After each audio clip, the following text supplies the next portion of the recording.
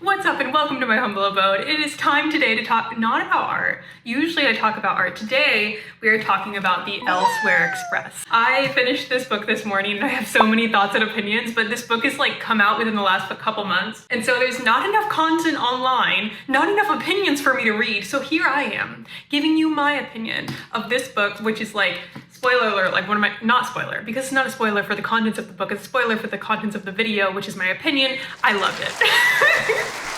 Oh my gosh, this book was so good.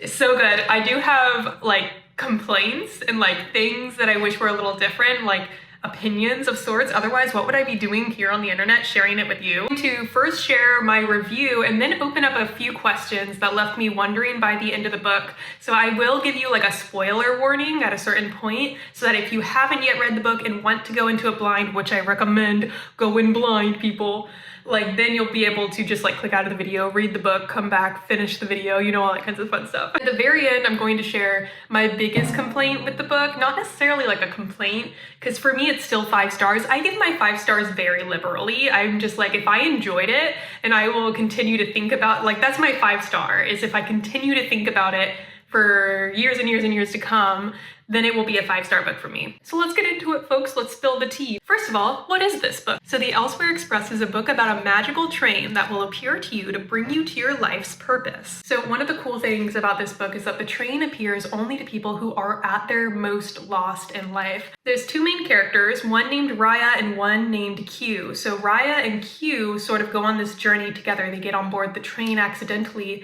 and then it kind of like whisks them away from there.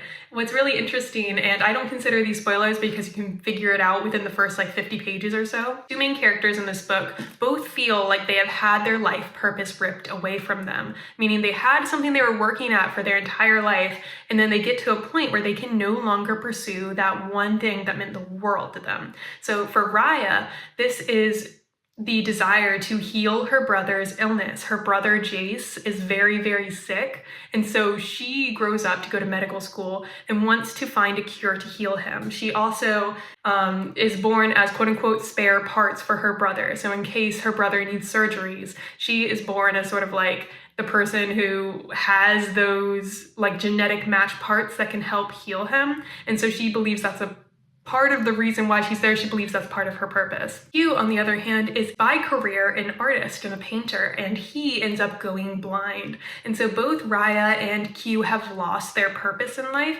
whenever they board the Elsewhere Express. So that is sort of the synopsis of the book. So cool. Spoilers! You've reached the part of the video where there will be spoilers. I'm serious, don't proceed unless you want the ending of the book to be spoiled for you.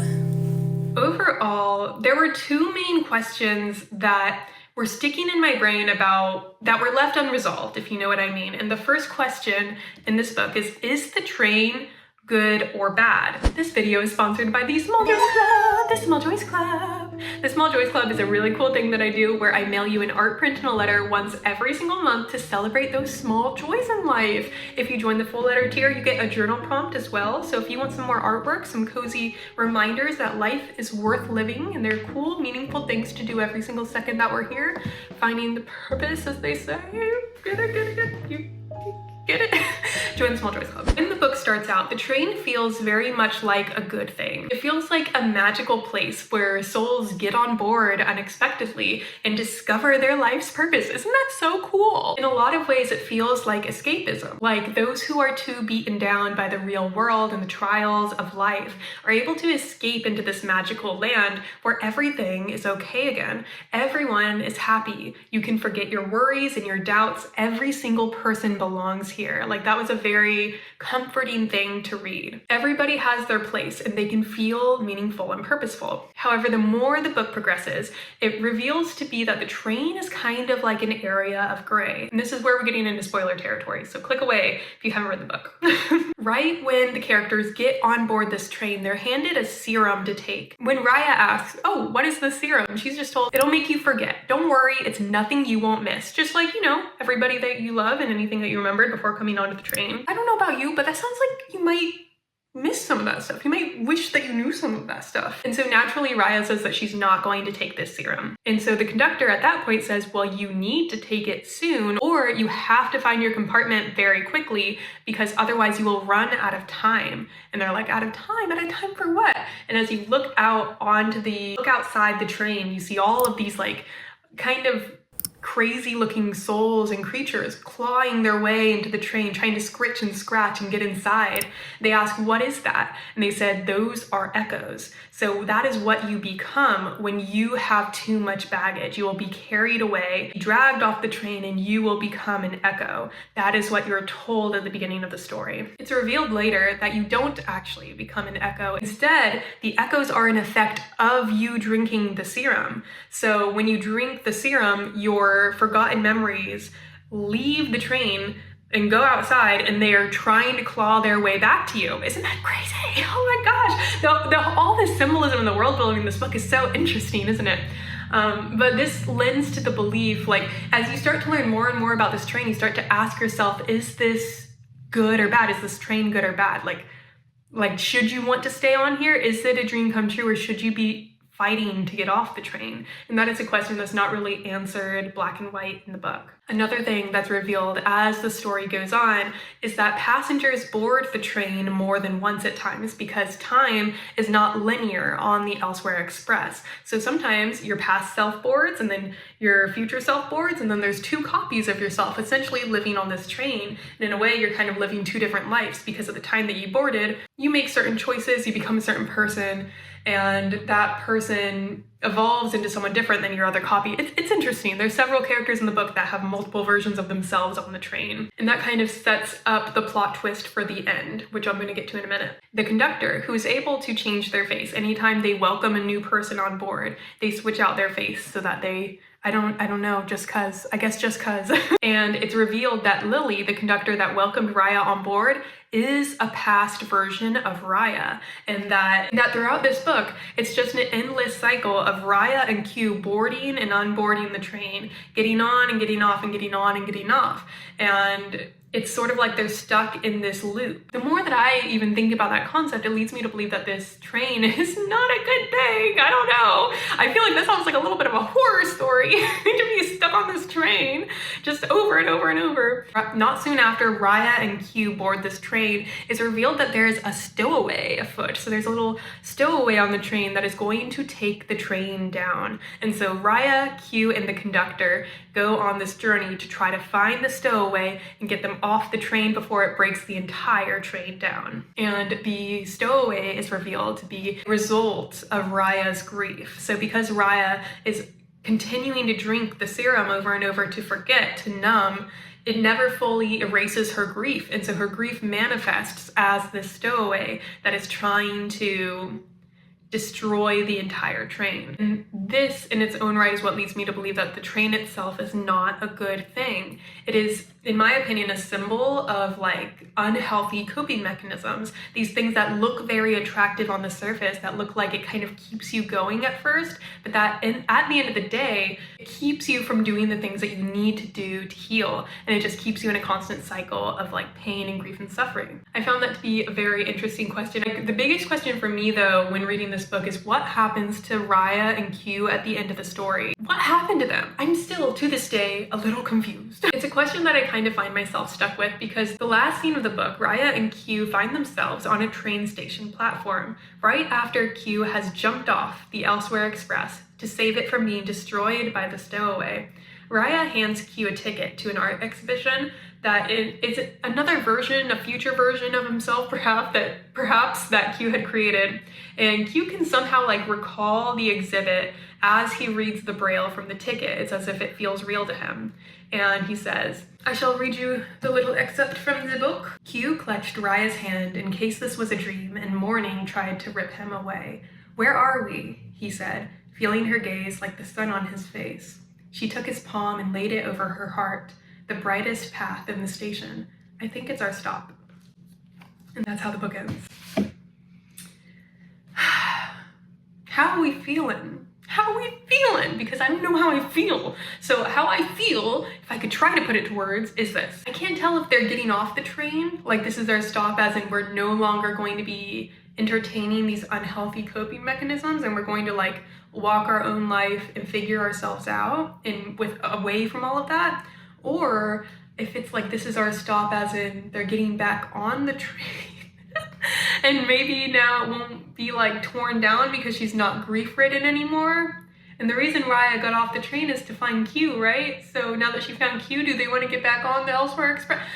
These are my questions. These are my questions, people. Tell me what you think in the comments because I just genuinely do not know how this book ends really. And that's as we get into complaints a little bit later, we'll talk about what I kind of wish or might want to happen, because like I'm kind of torn. The actual words of the ending to me are kind of perfect. Like it feels like a perfect ending, the way that it's worded and the way that it lands. Like I liked reading it. I felt it was very satisfying at the same time too, but it just genuinely did make me wonder what was next. And maybe that's the point. Maybe it's supposed to be very open-ended so that you can sit here like me pondering my life's journeying choices and questions and such. Okay, now we're getting into complaints. If I could change anything about the Elsewhere Express, and I mean, I like to preface this with saying I really enjoyed this book, all right? This book was wonderful, I loved it, it's incredible, and yet here I am with complaints.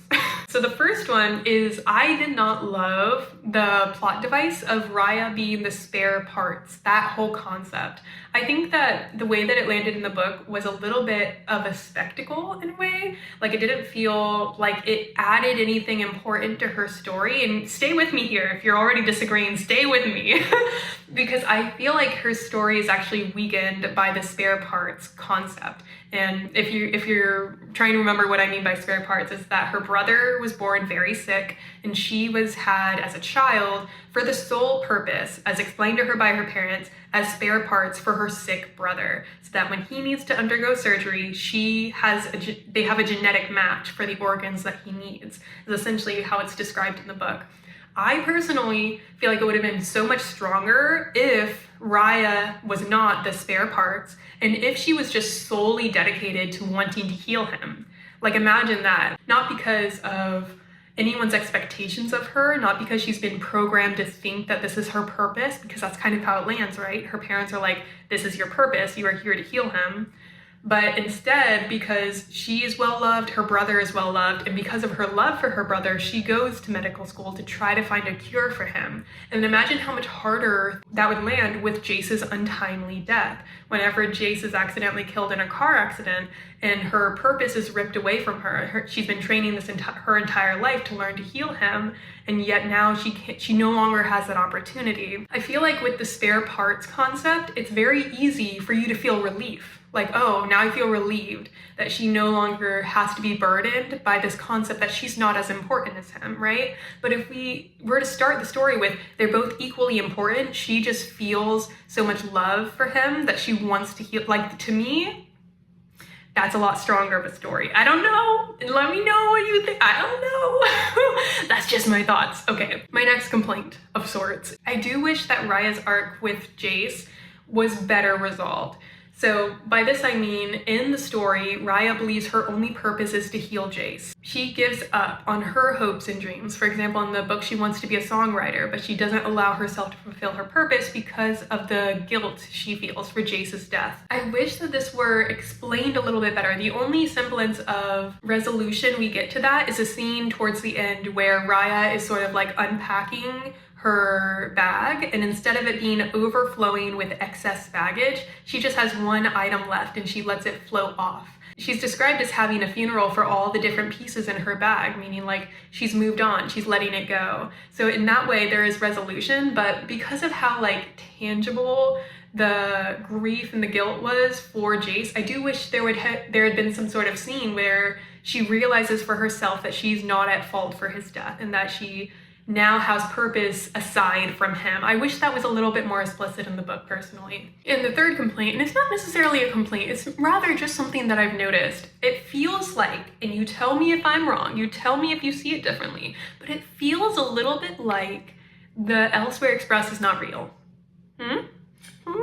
Does anybody else get that feeling in their little brain about it being real or not? Because I feel like it's not real. Like the setting that this book takes place in, if you compare it with Watermoon, and I don't know who here has read Watermoon, I'll compare it with Lord of the Rings just to make it easy. So in Lord of the Rings, right? Lord of the Rings, The Shire, I haven't read Lord of the Rings, I don't know. In The Hobbit, Lord of the Rings, you have the setting of the Shire, right? And the Shire feels real. It feels like a real place that you can go visit, right? And in the Elsewhere Express, it did not feel like the train was a real place. It felt like it was a figment of imagination, and for a couple of reasons I'm going to talk about in a moment. But I didn't have this problem when I read Watermoon. When I read Watermoon, it felt like the land, the fantasy land of Watermoon was real. Like it felt like when the characters left that fantasy land, it felt like they left and the fantasy land continued to exist despite them leaving. And with the Elsewhere Express, it feels like when they leave, the train ceases to exist. You know what I mean? It just doesn't feel like a tangible setting in a way. And I think this happens for a few reasons. One being the time jumps. So there's a couple time jumps in the book because, as mentioned, people board the train at different points of their life, and sometimes there are multiple people on the train that are the same person, like kind of copies of the same person. And so because of these time jumps, it makes you feel like, is the train real? I don't know. Another part that leads me to believe like the train isn't really real is that it's literally made up of thoughts. So whenever people are having thoughts, these thoughts become different parts of the train. Like your worries become like dragonflies, and songs that are sung like heal, and it's like a lot of different thoughts and feelings that you have become the physical train. And so if you stop thinking about the train, does it cease to exist? Like for example, whenever they get to the engine of the train, there's like this interesting like imagery that's painted there of like the different cogs in the wheel of the train's engine is just like images, statues of the train's passengers that are like, they look like they're dancing almost in a very rhythmic way that keeps the train going. And it's only later that it's further reflected on that they're not necessarily dancing, but rather trying to keep themselves from falling, like trying to keep themselves from falling further and further into grief almost in a way, which, because that symbolism is brought to greater attention, lends to the belief that the train in fact is not real. You see my rabbit hole? You see my little spiral down the drain? Hey, people who read the book, you'll get that one. Yeah, but is the train real? Because one thing I loved about reading Watermoon is it felt like I wanted to go visit the land that Watermoon took place in. But I don't know, the Elsewhere Express by the end of the book started to feel a little bit evil to me. Does anyone else get that semblance? Maybe I'm crazy. Maybe everyone else is reading this like, oh my gosh, the Elsewhere Express seems so nice. And then I'm like, honestly, this could be a horror movie and I believe you. Oh my gosh, it's crazy.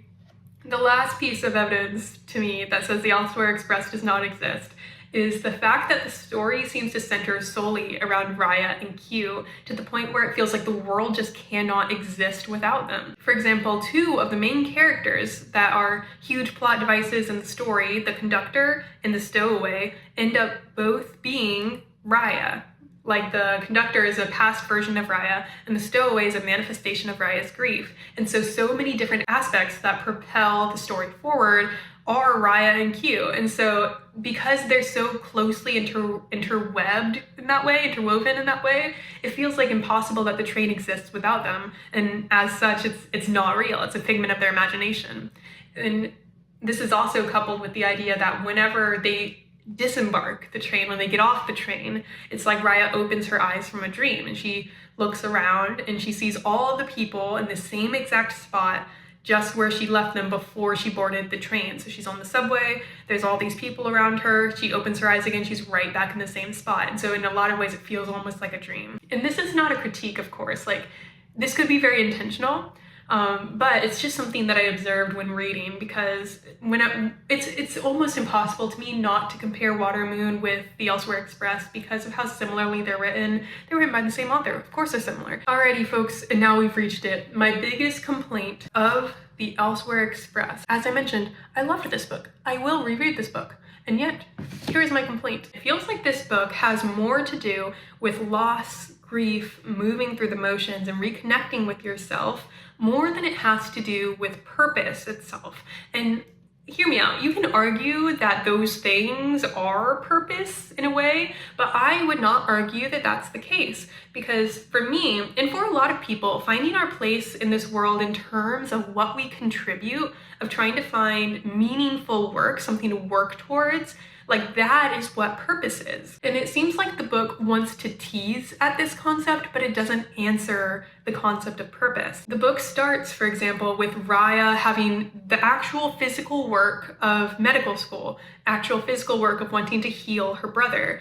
Q has the physical work of wanting to become a painter, and that is the obstacle. And it's sort of like in the book, that obstacle gets like swept aside, and the new obstacle is the stowaway. The new obstacle is the grief in a way. And it never ties back to, but does Raya actually enjoy medical school? Does she actually want to help people in that way? Does Q actually want to do a different kind of art form? Does he want to do something else with his life? It doesn't answer like the meaningful work aspect. And my thing here is, even if the message of the story is that, oh, well, work doesn't matter and your true purpose is just finding your found family, like choosing people who value you no matter what, I still feel like the theme itself is just not tied up neatly enough for me. It feels more like a lost thread. I would have liked to see Q take up sculpture instead of painting, or maybe discover another vocation that he likes. Or maybe Raya drops out of medical school to start writing music again. Like for me personally, I know I was very invested in the concept of finding meaningful purpose, like in terms of what you do, what you contribute to the world. But this concept was almost like used as a plot device to start the characters on the journey and then abandoned once they were actually on the journey. And as like someone, like I'm an artist myself, like seeking my own purpose in life, like I would have really liked to see that thread tied up a little bit neater, so that even if I didn't fully agree how the story ended or the conclusions that were drawn, it would have helped me better contemplate my own place in life as I sit here today. I feel like even something as simple as like an epilogue where like the characters Raya and Q are doing their own thing in life like 15 years later or something, that would have been interesting to read. Or even just like see them on board the express, like doing their thing, you know? Like I just wish I had a little bit more, but I also understand if that's the point of the book, because it's got me asking questions, and that's a win in a way. Well, anyway, those are my thoughts. Let me know your thoughts on this book in the comments. Like, as I said, 10 out of 10 star. Like, I love this book. Are there any books that you would like me to read and review this way? Let me know. I'm out here just trying my best in this world, just having a ball. As always, spending any amount of time here on this channel with me is a gift. I really do consider it a gift. And for that, this humble artist says thank you.